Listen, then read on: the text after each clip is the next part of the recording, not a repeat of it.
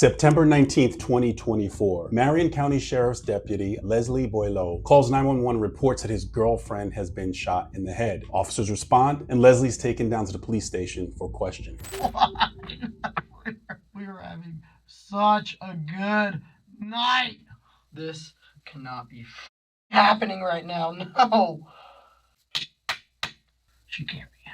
She cannot be. We should have never been doing that. This got to be a nightmare. Pauline has got to be. God, please send her back to me. I love you. I'm so sorry, dude. I know better. Yeah. I'm sorry, dude. I have never seen a person switch from being that emotional to completely calm in the blink of an eye. I just got here not too long ago, so I'm kind of coming into the back end of this whole thing, right? So bear with me, because I really don't know a lot. But first thing I wanted to tell you is I'm sorry for what's going on. You know the drill, right? Yeah. So I'll get through it. If you need anything, let me know. Obviously, because we're here, we gotta talk about kind of what's going on, right? I know. Right. I really don't want to talk about it. Like I said, I was kind of coming into the back end of this. Tell me exactly what happened. It was an accident. We were training. What do you mean by that? You were training? We were doing dry fire drills and cleaning the guns. I was so worried about her because she picked up a loaded gun. I unloaded her gun and I forgot mine had a magazine in it. So you and her, and I'm sorry, what is her name? Paulina Wright. Paulina Wright? Mm-hmm. And you said you were dry firing, training with guns. What kind of guns were they? Mine was my Daniel Defense, the rifle, or it's considered a pistol or whatever. Okay. And then go ahead. It's a 5.56 rifle. 5.56. Okay. And then she picked up my 9mm pistol. Those were the two guns. Another interesting point that while Leslie's inside of the interrogation room by himself, he knows that interrogation room and he knows that there's a camera there. So one could potentially think that, is he doing this for the camera? His responses are not really normal. It doesn't seem like that really deep emotional wailing that you just shot the person that you love, your girlfriend, in the head. What time did you guys start doing this training? I don't remember what time. We were cleaning and doing that for maybe an hour. I don't know. Sure. Yeah, I don't expect you to know. We were sitting at the table. We just got done with dinner. We went out, had dinner, came back. We were starting to watch the football game together, and we sat down. I just ordered all of that stuff that was on the table, the new stuff for cleaning and the mat and stuff. And she wanted me to show her how to do it, so we started doing it. Was she pointing the gun at you? Were you pointing the gun at her? Kind of go through Just that. in a general direction, Right. which I know is wrong. We should not have been doing that. But she told you that she wanted to learn how to do this? Yeah.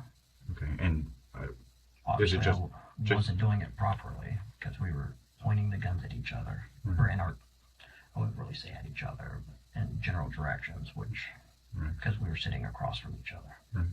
Anyone who uses firearms knows that there are several firearm safety rules. Violations of some of them right now. You never cover anything that you're not willing to destroy. Every firearm is considered loaded. Never put your finger on the trigger unless you're ready to shoot something that you're willing to destroy. You don't point a firearm at your girlfriend's head. This baffles me that a police officer would do something like this. So are you cleaning the guns, or are you teaching her how to Both. To aim and stuff? We started with the cleaning. She had the rifle first after I got done putting it back together, or she was messing with it while I was cleaning different parts of it.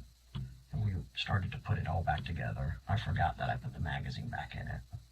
And then she picked up the pistol that was loaded, and I was working because she started waving it around because she doesn't know. Right. I don't think she's ever shot a gun before. So originally she had the rifle. It was on. You had cleaned it. Is that right? It was in parts. Right. You had disassembled it. Yeah. And you were cleaning it, or she was picking up different pieces of it. I was showing it to her, stuff like that. Then I put it back together, and then she picked up the pistol. when you put the rifle back together, you loaded the magazine into it. Correct. I normally keep the magazine with it. I don't keep one in the chamber, but I keep the magazine with it. Okay. And that was going to be my next question, because I don't know shit about guns. I don't even know what the hell a Daniel Defense gun is, to be honest with you. Brand. Okay. So, but when you put the magazine into it, It wasn't loaded. Oh, well, Well- there wasn't one in the chamber at first. Right, because you had Correct. you disassembled it. I was going to go put it up, but then we started doing our dry fire things. So at some point you charged it. Yeah. So then she has a 9mm. Yeah. And she's waving it around, but you clear it. Yeah. I wanted to make sure hers was unloaded. But during that time where you guys are doing this training, this cleaning, the guns are being pointed at one another. Yeah. I know better. That should not have been happening. Right. I'd heard that there was some vomit at some point. Did she vomit at any point? I think that was when she was shot. That was all after. That was all part of. I don't know why she vomited. But Were you guys eating when this was happening? Because you said you had gone out to dinner. yeah, we went out to dinner. Where'd y'all go? Los, the Mexican restaurant, Los McGinnis, How long have you guys been together? 2 years. So when you get home, you start doing the packaging. You get home roughly 8 o'clock from dinner. So you got your cleaning materials. You guys start talking about how she wants to learn how to. She brought it up. And what did she want to learn specifically? Just anything about it? Yeah, just in general. Just Wanted- general stuff. Said that she wanted to go to the gun range sometime. Okay. Did you guys have anything to drink at dinner? Yeah, we had margaritas. I mean, who doesn't like a good margarita, you know? Was there anybody else at the house other than you two? Is that your house or hers? My house. Okay. The former officer admits to drinking margaritas at dinner. Likely enough margarita that driving might not have been a good option, but definitely handling a firearm. If you want to add another firearm safety rule, do not handle a firearm when you're drinking. And then this situation just is ugly in so many different ways because I cannot get over the drinking, the pointing the firearm, and the calmness of explaining the situation in an interrogation room shortly after it occurred. Shooting someone in the head. At some point, when the evidence officer gets back, I'm just going to have him take pictures of you. I guess when officers showed up there, I mean, you were holding her, trying to get her moved or something along those lines.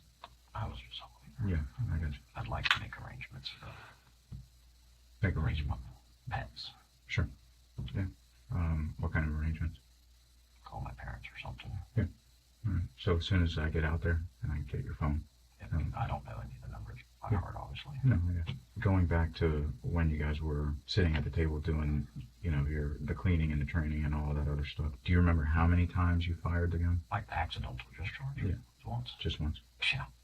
You hear reference to this technique of dry firing, and anyone who shoots guns knows dry firing is when the firearm is unloaded, and it's a technique to practice aiming and squeezing the trigger, considering the firearm is dry, not a live firearm. This is not something you do pointing at another human being. As soon as I did it, I Just dropped it and helped her. Give me just a second. I'm going to be right out. I called 911, so my phone should be right there.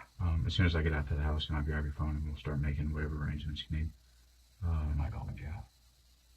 I don't know, to be honest with you. Try to. Give me just a second, okay?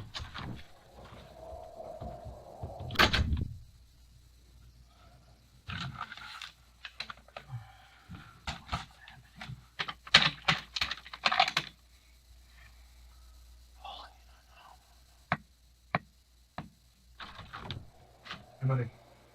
Hey, who do you want to get the dog and car?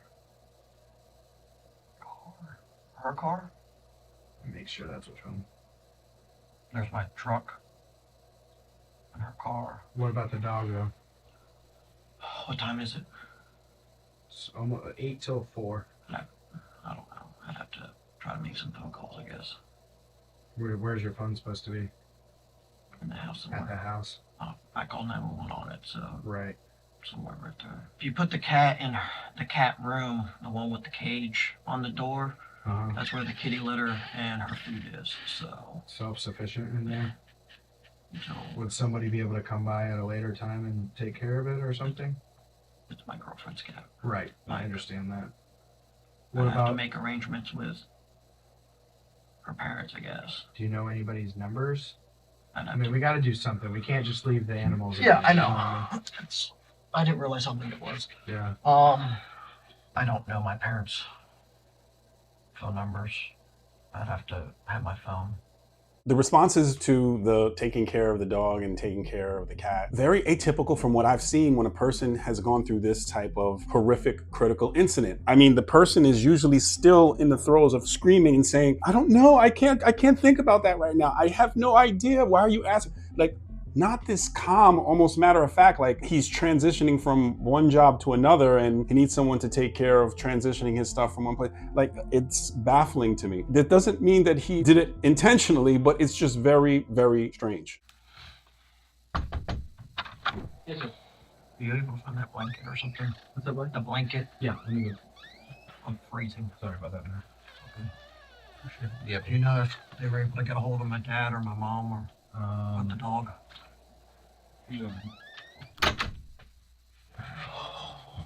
All right, so I just got back from the house.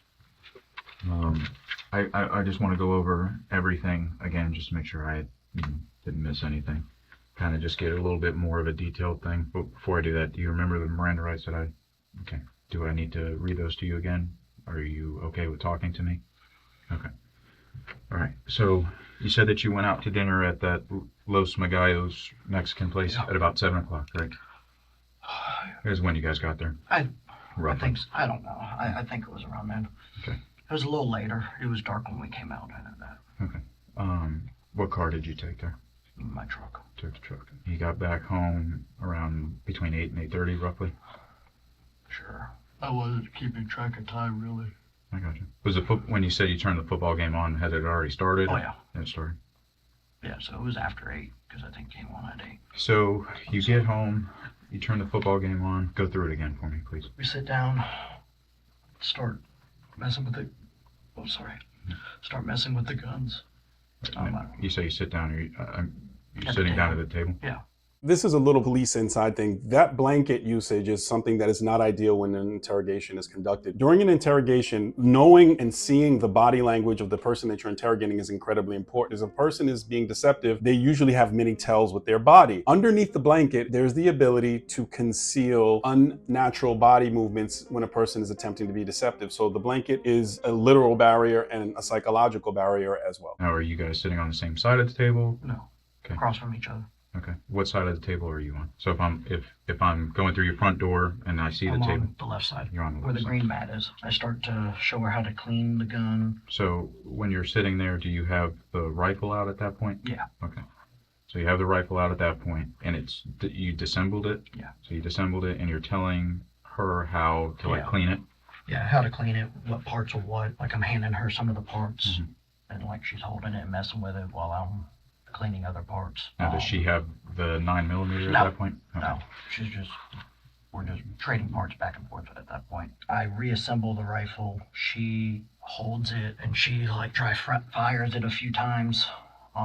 Went back and forth. I was getting ready to put all the guns up Mhm. or put the rifle up. Mhm. That's when she grabbed the 9mm. Mhm. I had the magazine back in the rifle at that point because I was about to go put it up. So at that point, you're done with it. You Yeah. put the magazine back into the gun and charge it. No, I did not charge it. Did not charge it. I don't charge it. I don't leave around in the chamber Okay. with the rifles. Okay. I just put the Magazine magazine in it. Okay, so you put the magazine in it, getting ready to put it up. Yeah, that's when she grabs the 9mm. I unload that for her because she's kind of waving it around. She starts to dry fire that one, and I'm like, oh, okay. And I go to dry fire my rifle. I dry fire it the first time, and then the second time is when. One time before that, and then the second time is when it went off? Yeah. Okay. Now, for somebody that's not a gun guy, how does a round get in there if you dry fire it one time? We have to reset the trigger Okay. to dry fire a second time Okay, and that forces a round in there? because the magazine was in there. I forgot that I put the So you magazine put the back magazine there. You're going to put the rifle up. You put the magazine in the gun. Yeah. She grabs the 9mm. Yeah. Is that an agency gun or no? Yeah. Okay. So she grabs the 9mm. You unload it because you realize that it's loaded. Is in. that Yeah, I right? told her to be careful Okay. because it was loaded. And I was like, hand it here. Let me unload that. So If you're going to mess with it, type of deal. I wasn't going to clean that one. I had no reason to clean that one. So I just unload that one and hand it back to her. She started doing her thing, and her dry firing that made me start dry firing the rifle. And So you dry fired the rifle one time, and then when you did it the second time, because the magazine had been loaded into Correct. it forced a round into the chamber. correct. So after you realize that she's been hit, I know that you said that you had held her, but were you behind her? On the side right there, When you dry fired the rifle, were you sitting down or were you standing up? sitting. Then you stand up there and hold her after you realize that she's been hit. While on the phone with that. And were you on speakerphone? Yeah. Okay. I think so. And your phone had a rubber case on it. It was on the table. Yeah. I'm just assuming that would. Was it the bigger blue one? Yeah, it was That's it was a bigger phone. Yeah, that was mine. Her phone, I believe, was in the living room. Sounds about right. When you called 911, you said that you had unloaded the rifle. Do you remember doing I that? don't remember doing that. I don't know. Okay, but just I can tell it was unloaded. The magazine wasn't in it, so. Yeah. Right. It sounds bad, but after we go to dinner and have a few drinks, I get sloppy, I guess. I should not have been allowing that to happen. How much did you have to drink tonight? Just 3 margaritas. We each had 3. Give me just a second. Let me check in on you. I need to use the restroom again. Yeah. If I get a chance. Yep. 3 margaritas is a lot of booze, especially how big the margarita can be. So this is definitely a situation. This is not an accident. This is negligence. We don't say accidental discharge. We say negligent discharge for a reason. So you're gonna take pictures of you. I gotta get your clothes. This is what we got, right? I'm just gonna do some overalls, and then I'm gonna need you to do your, front and back hands things. I'll tell you as I go. For right now, we're gonna start this way. And then I'm just gonna, if you don't mind, grab a little buckle.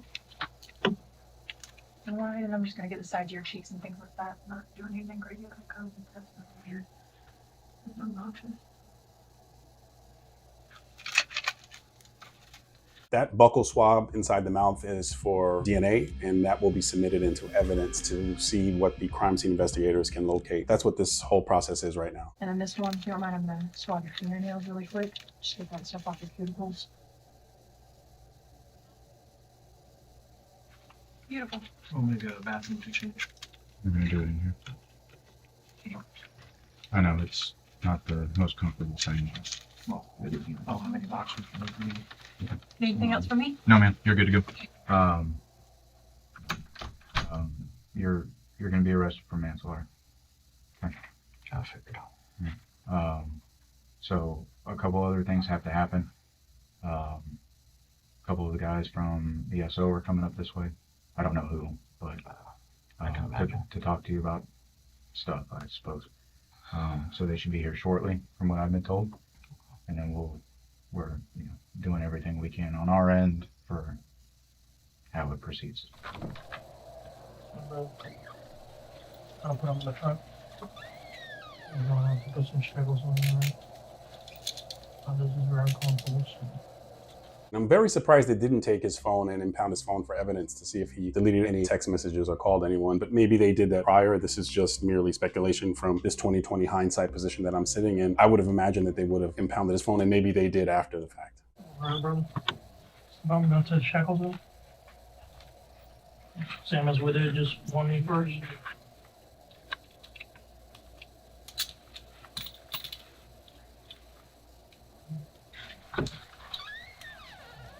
To the left. From going possibly the day before to putting shackles on people to being shackled for, at the very least, a negligent situation that should have never happened, that ended in the death of a very young person who likely had a positive future ahead of them. I have been to more than my share of these negligent discharge situations. Never, ever play with a gun. Follow the firearm safety rules. Even if you follow, don't ever point a firearm at anything you're not willing to destroy, and every firearm is loaded. If you just follow those 2, then you'll likely save yourself from a lot of headache. And drinking 3 margaritas and then going and cleaning and practicing dry firing with a person who's never used a gun before, it baffles my mind. At the time of this recording, tomorrow are the opening statements in this case, and I will be following it very closely because I am fascinated at what I witnessed on this video and the evidence that I have seen thus far. And if you like this kind of content, like and subscribe.